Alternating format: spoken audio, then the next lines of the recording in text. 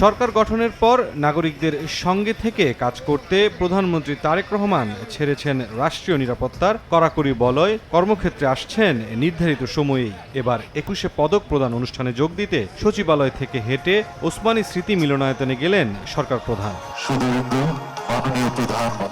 অনুষ্ঠানের শুরুতেই ৯ বিশিষ্ট ব্যক্তি ও গানের দল ওয়ারফেইসকে এবছরের রাষ্ট্রের দ্বিতীয় সর্বোচ্চ বেসামরিক সম্মাননা ২১শে পদক তুলে দেন প্রধানমন্ত্রী।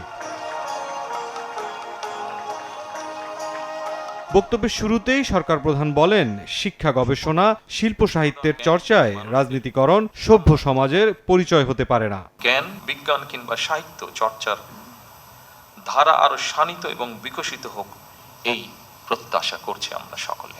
শিক্ষা, গবেষণা এবং শিল্প সাহিত্যের চর্চাকে আরো বেগবান করতে রাষ্ট্র এবং সরকার তার দায়িত্ব অবশ্যই পালন করবে।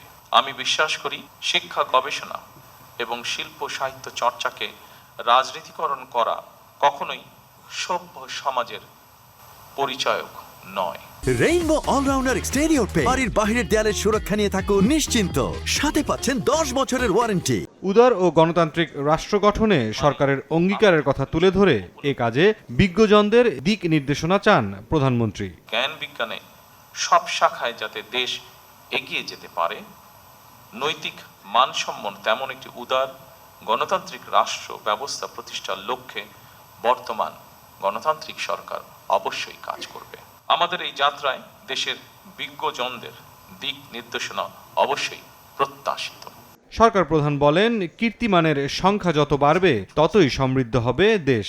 রাষ্ট্র তার নিজের প্রয়োজনে জ্ঞানী গুণী মানুষদের সম্মানিত করে। মুরসালিন হক জুনায়েদ, সময় সংবাদ, ঢাকা।